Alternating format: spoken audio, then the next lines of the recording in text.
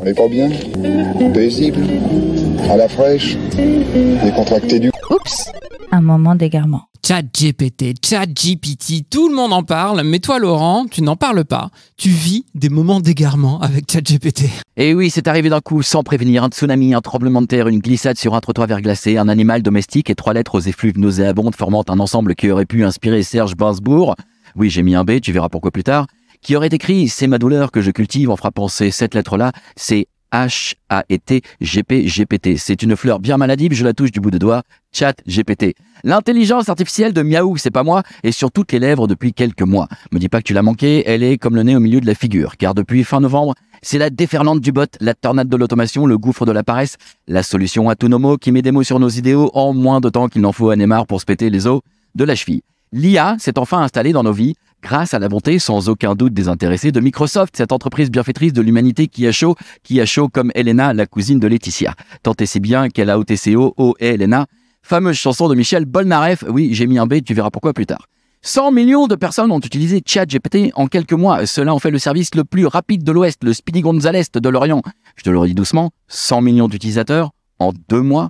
Tu connais Uber? Il leur a fallu 70 mois avant d'atteindre 100 millions d'utilisateurs. Le félin qui sent mauvais, Smelly Cat, a franchi la barre du million d'utilisateurs en 5 jours. Ça avait pris 12 mois pour Facebook. Tel Mozart ou Mbappé, nous sommes dans des records de précocité et surtout, c'est la première fois en 47 ans que Microsoft réussit un lancement de produit. Et ça, il n'y a pas à dire, c'est très précoce. Wouhou!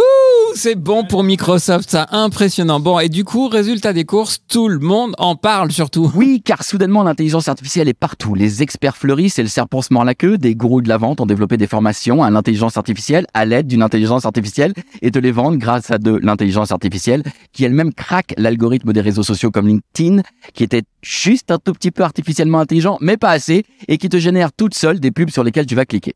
À moins que tu ne te fasses coder par une intelligence artificielle, un programme spécial qui empêche à ta souris de cliquer sur des pubs ayant été générées par des intelligences artificielles.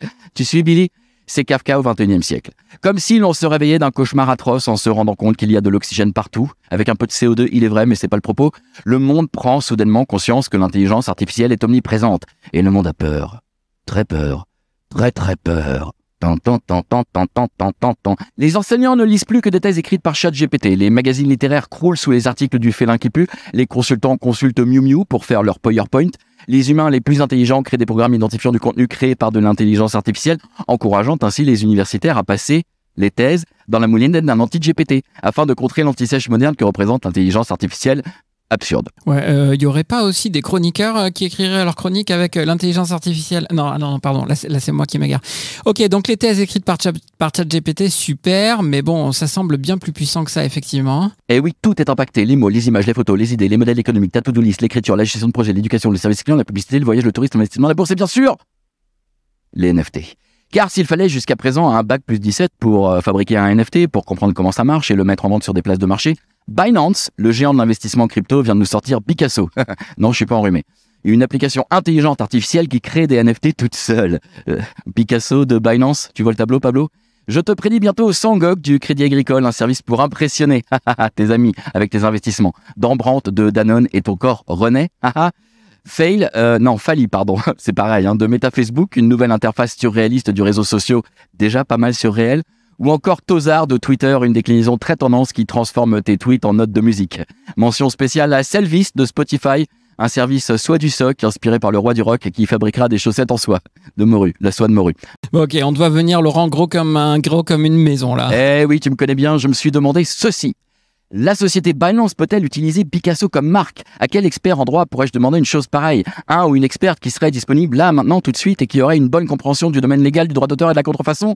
Je pourrais lui poser une question du genre: un service fourni par une entreprise très connue a choisi Picasso pour nom. Cela fait évidemment référence à Pablo Picasso, le célèbre peintre. Sur la base de ce que vous savez dans le domaine juridique, sur la base de violations du droit d'auteur ayant lieu dans le passé, ou de toute autre décision de justice qui a trait à la contrefaçon, comment conseilleriez-vous cette société? Là, ce coup-ci, t'as demandé à ChatGPT, on est d'accord? Exact. Et voilà la réponse obtenue. L'utilisation d'un nom tel que Picasso, qui est similaire ou identique au nom d'un artiste bien connu tel que Pablo Picasso, peut potentiellement enfreindre les droits de la marque. Il y a contrefaçon de marque lorsqu'une partie utilise une marque susceptible de prêter à confusion avec la marque d'une autre partie, entraînant un risque de confusion pour le consommateur. Dans le cas de Picasso, la similitude entre le nom et le nom de l'artiste célèbre pourrait potentiellement créer une confusion chez les consommateurs. Cela pourrait entraîner une contrefaçon de marque et une action en justice potentielle.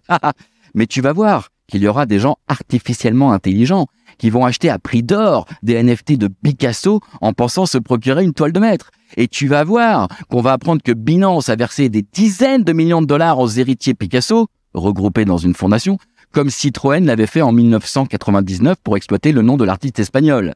D'ici à ce qu'on nous vende un NFT d'une Citroën Picasso, il n'y a qu'un pas. Le monde est glauque et ça s'écrit G2LOQ, mon ami, comme le chantait si bien Alain Souchon. L'intelligence artificielle va devenir un outil incroyable, c'est vrai, et transforme déjà tout sur son passage. Comme toujours, gardons notre intelligence authentique et notre esprit critique afin de faire avancer la technologie dans le bon sens, histoire que Cyrano ne puisse s'exprimer au sujet de ChatGPT, mais d'esprit, ô le plus lamentable des êtres, vous n'en eûtes jamais un atome et de l'être, vous n'avez que les trois qui forment les mots sot. French Tech, esprit critique pour Tech Éthique. Alors moi, j'ai pas encore